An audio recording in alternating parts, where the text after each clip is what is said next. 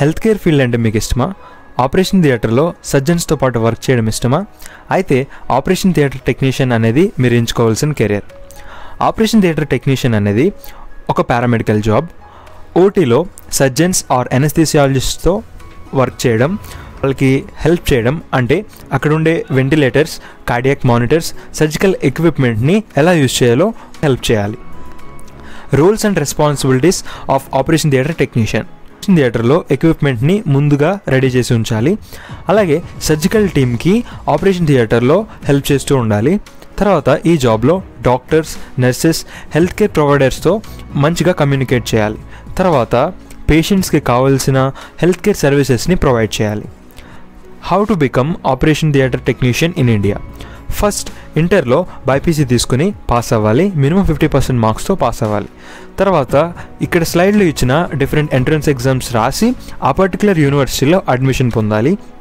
తర్వాత BSc in operation theatre technology 3 years course. ఈ course semester వైజ్లో ఉంటుంది. ఆ 3 yearsలో ఈ కోర్స్ని కంప్లీట్ చేయాలి.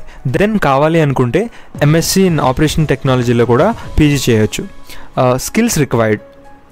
కావాల్సిన స్కిల్స్ గురించి చూస్తే operative care, critical care, operation theatre procedures, organizing and coordination skills, verbal communication. ఇవి ఆపరేషన్ థియేటర్ టెక్నీషియన్కి కావాల్సిన skills. And salary and demand గురించి మాట్లాడితే ఆపరేషన్ థియేటర్ టెక్నీషియన్ అనేది ఇండియాలో హై డిమాండింగ్ జాబ్. బికాజ్ ఇప్పుడు హెల్త్ ఇండస్ట్రీ అనేది చాలా ఇంప్రూవ్ అవుతుంది. ప్రతి హాస్పిటల్లో ఉండే ఆపరేషన్ థియేటర్స్లో ఖచ్చితంగా ఒక ఓటీ టెక్నీషియన్ అవసరం ఉంటుంది. సో ఇది చాలా డిమాండింగ్ జాబ్. అలాగే ఫ్రెషర్స్కి శాలరీ చూసుకుంటే 3 to 4 lakhs per annum ఉంటుంది.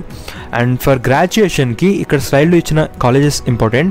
ఫర్ పోస్ట్ గ్రాడ్యుయేషన్ ఇక్కడ స్లైడ్లో ఉన్న colleges important. So BSc in operation theatre technology గురించి ఇన్ఫర్మేషన్ మీకు నచ్చితే ఈ వీడియోని లైక్ చేయండి.